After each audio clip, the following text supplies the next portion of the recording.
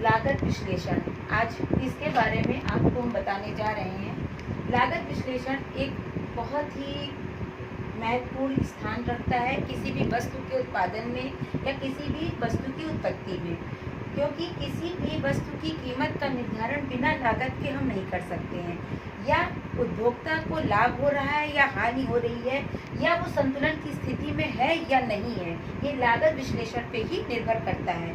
क्योंकि अगर लागत नहीं लगेगी तो हम वस्तु की कीमत का निर्धारण नहीं कर सकते हैं। जैसे कि भूमिका के तौर पे आप देख सकते हैं कि हम इसमें ये बता सकते हैं कि लागत का क्या स्थान है कीमत के निर्धारण में या वस्तु या उपभोक्ता के उत्पादन में।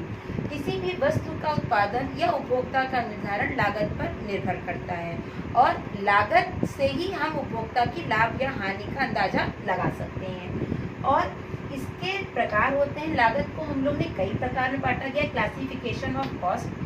पहला है मनी कॉस्ट यानी कि मौद्रिक लागत, दूसरा है रियल कॉस्ट या वास्तविक लागत, तीसरा है अपॉर्चुनिटी कॉस्ट या अवसर लागत। इन मौद्रिक लागत या मनी कॉस्ट को हमने दो भागों में और डिवाइड कर रखा है, जिसको हम कहते हैं एक्सप्लिसिट कॉस्ट या इम्प्लिसिट कॉस्ट। इसका मतलब स्पष्ट लागत या अस्पष्ट लागत। मौद्रिक लागत को हम मौद्रिक लागत क्या होती है, आप मौद्रिक लागत के बारे में जानिए कि जो लागत हम मुद्रा के रूप में लगा सकते हैं, जिस लागत को हम लोग मुद्रा के रूप में लगाते हैं किसी वस्तु के उत्पादन में, उसको हम मौद्रिक लागत कहते हैं। जैसे कि आप जब बैंक से लोन लेते हैं या पूंजी लेते हैं, उसको आप जो ब्याज देते हैं वो मौद्रिक लागत में आती है। आप जो किसी भूमि पे अपनी फर्म लगा रखे हैं, आपने उस पर कोई उद्योग लगा रखा, उसका आप जो रेंट पे करते हैं वो भी मौद्रिक लागत है। आपने जो श्रमिक लगा रखा है, महीने में जो उसको आप पारिश्रमिक दे रहे हैं, जो उसका वेतन दे रहे हैं, वो भी आपकी मौद्रिक लागत के ही अंतर्गत आता है। इस मौद्रिक लागत को दो भागों में बांटा है, स्पष्ट और अस्पष्ट। स्पष्ट लागत वो लागत होती है जिस लागत को हम लोग प्रत्यक्ष रूप से देख सकते हैं, मतलब जिस लागत को हम लगा रहे हैं उसको लेने वाला और देने वाला दोनों उस चीज को प्रत्यक्ष रूप से देख सकता है। स्पष्ट लागत में आपका पूंजी पर ब्याज आएगा, भूमि का किराया आएगा, श्रमिकों के वेतन आएगा, ये आपकी स्पष्ट लागतों के अंतर्गत आता है। अस्पष्ट लागत में वे लागतें होती हैं जिनको कि हम देख नहीं सकते हैं। इसको हम लोग अव्यक्त लागत भी कह सकते हैं, जिसको कि हम लोग कभी देख नहीं सकते हैं। ये लागत वो लागत होती है जैसे कि कोई उत्पादक या कोई इंसान या कोई करता जो वो काम कर रहा है, किसी वस्तु का उत्पादन कर रहा है, किसी चीज को बना रहा है, या उसने कोई फर्म लगा रखी है, उस चीज को करने में उसको जो मेहनत करनी पड़ती है, उसको जो त्याग करना पड़ता है, उसको जो सहना पड़ता है, उसको जो पूंजी का इंतजाम करने में प्रतीक्षा करनी पड़ती है, ये सारी लागतें क्या होती हैं? अस्पष्ट लागतें होती हैं। इसको हम अस्पष्ट लागत कहते हैं। और स्पष्ट लागत वो होती है जिसको कि हम लोग प्रत्यक्ष रूप से देख सकते हैं।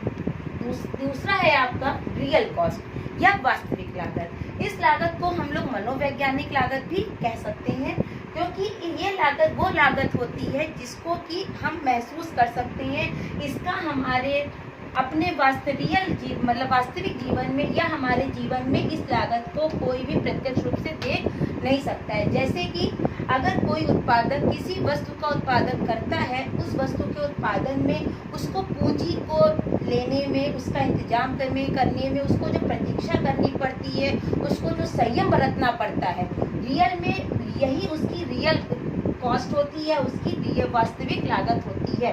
इसको हम लोग सामाजिक लागत भी कह सकते हैं, मनोवैज्ञानिक या सामाजिक लागत। अपॉर्चुनिटी वास्तविक लागत को हम दो नामों से जान सकते हैं। एक हमारा है मनोवैज्ञानिक लागत और दूसरा हमारा है सामाजिक। इसके दो नाम और हैं, एक है मनोवैज्ञानिक और दूसरा है सामाजिक। उसके बाद तीसरा हमारा आता है अपॉर्चुनिटी कॉस्ट। अपॉर्चुनिटी कॉस्ट यानी कि अवसर लागत। अवसर मतलब किसी भी मौके के हिसाब से आप जो लागत का यूज करते हैं, आप जो लागत लगाते हैं वस्तु के उत्पादन में, उत्पत्ति के साधनों पे जो लागत हम लगा रहे हैं उसको अवसर लागत कहते हैं। अवसर लागत में आप ये अवसर लागत को दो नाम, एक नाम उसका होता है हस्तांतरण आय हस्तांतरण आय या ट्रांसफर इनकम भी कहते हैं। इसको हस्तांतरण आय भी कहते हैं। और इस लागत को आधुनिक अर्थशास्त्रियों ने दिया है। अवसर लागत का जो विचार है वो आधुनिक अर्थशास्त्रियों ने दिया है। ठीक है, तो हस्तांतरण आय वह आय होती है या अवसर लागत वह लागत होती है जब किसी वस्तु को या किसी साधन को या किसी उत्पत्ति के श्रम या श्रमिक को या उत्पत्ति के 5 साधन होते हैं: भूमि, श्रम, पूंजी, साहस, संगठन। ये 5 साधन होते हैं। तो भूमि हो या श्रम हो या पूंजी हो या साहस हो या संगठन हो, कोई भी इन 5 साधन में से कोई भी एक साधन को उत्पत्ति में लगे रहने के लिए, उसको उस स्थान पे बने रहने के लिए या उस वस्तु की कीमत के उत्पादन में लगे रहने के लिए जो लागत लगाई जाती है उसको हम अवसर लागत या हस्तांतरण आय कह सकते हैं। ठीक है, तो अब अवसर लागत को हस्तांतरण आय कहते हैं। इसको आधुनिक अर्थशास्त्रियों ने दिया है। और वास्तविक लागत को परंपरावादी अर्थशास्त्रियों ने दिया है। इसको परंपरावादी अर्थशास्त्री ने दिया है। ये वास्तविक लागत का विचार परंपरावादी अर्थशास्त्रियों का है और अवसर लागत का विचार आधुनिक अर्थशास्त्रियों का है। अर्थशास्त्रियों ने दिया है। और अवसर लागत को हम लोग हमेशा ही मौद्रिक लागत के रूप में ही लगाते हैं। अवसर लागत का जब भी हम लोग यूज करते हैं या किसी वस्तु के उत्पादन में जब भी इस लागत को लगाया जाता है, हमेशा इसको मुद्रा के रूप में ही लगाया जाता है। और इस लागत को हमेशा स्पष्ट या व्यक्त लागत के रूप में भी लगाया जाता है। मतलब जब देने वाला यानी कि जो उत्पादक जिस वस्तु को उत्पादन कर रहा है, उस वस्तु के उत्पादन के बदले में जब वो श्रमिक को जो पेमेंट करता है, जो वेतन देता है, वो स्पष्ट लागत के रूप में ही देता है। इसलिए हमेशा अवसर लागत में स्पष्ट लागत को ही लगाया जाता है और इसको हमेशा मौद्रिक रूप में ही दिया जाता है। स्पष्ट लागत को हम लोग देख लीजिए, स्पष्ट लागत को हम लोग व्यक्त लागत भी कहते हैं और अस्पष्ट को हम लोग अव्यक्त लागत भी कहते हैं। व्यक्त लागत का मतलब है कि जिसको हम लोग प्रत्यक्ष रूप से देख सकते हैं, इसको हम लोग प्रत्यक्ष लागत भी कह सकते हैं, प्रत्यक्ष लागत। और इसको हम लोग अप्रत्यक्ष लागत भी कह सकते हैं। ठीक है, स्पष्ट में इसको अव्यक्त लागत, प्रत्यक्ष लागत मतलब जिसको हम लोग प्रत्यक्ष रूप से देख सकते हैं या जिसका मुद्रा के रूप में पेमेंट किया जाता है, जिसको कि मौद्रिक रूप से दिया जाता है, वो स्पष्ट लागत होती है। अस्पष्ट लागत में या अव्यक्त या अप्रत्यक्ष लागत में हम उसका पेमेंट नहीं मौद्रिक रूप में नहीं कर सकते। जैसे कि अस्पष्ट लागत में वो चीज़ें आती हैं, जैसे कोई उत्पादक है या कोई दुकानदार है या कोई फर्म का मालिक है जिसने अपनी फर्म को इस्टेब्लिश करने में, अपनी दुकान को खोलने में, अपने ही मान लीजिए एक दुकानदार है, उसने कोई दुकान खोली और उसने अपने ही घर में दुकान बना रखी है और उसमें से ही वो अपनी दुकान को चला रहा है, तो इसको कहते हैं अस्पष्ट लागत। वो ना उस दुकान का कोई किराया दे रहा है, ना उस दुकान को उसने खरीद रखा है, बल्कि वो अपनी ही घर की एक छोटी सी जगह का यूज अपने किसी चीज को अर्न करने में, अपनी किसी वस्तु को आगे बढ़ाने में कर रहा है। इसको अस्पष्ट लागत कहते हैं या अव्यक्त लागत कहते हैं या अप्रत्यक्ष लागत कहते हैं, क्योंकि यह लागत हमको दिखती नहीं है, बल्कि वस्तु के उत्पादन में इस लागत का भी एक महत्वपूर्ण योगदान होता है, जिसको हम लोग प्रत्यक्ष रूप से देख नहीं सकते हैं।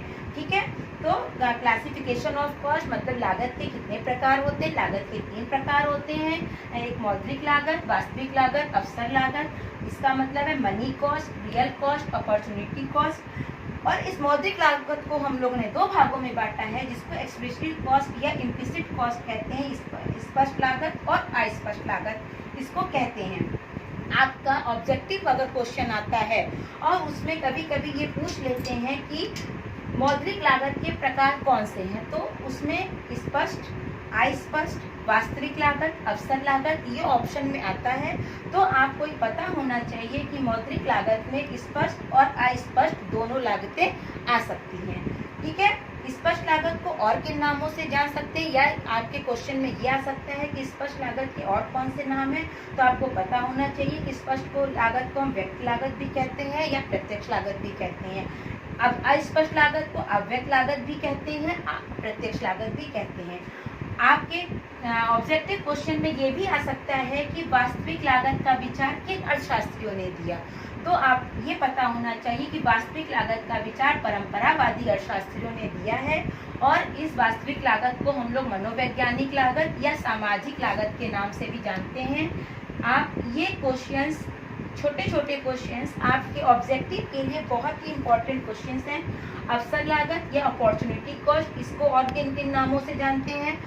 तो अवसर लागत को हम लोग हस्तांतरण आय के नाम से भी जानते हैं, और इसका विचार हमारे आधुनिक अर्थशास्त्रियों ने दिया है।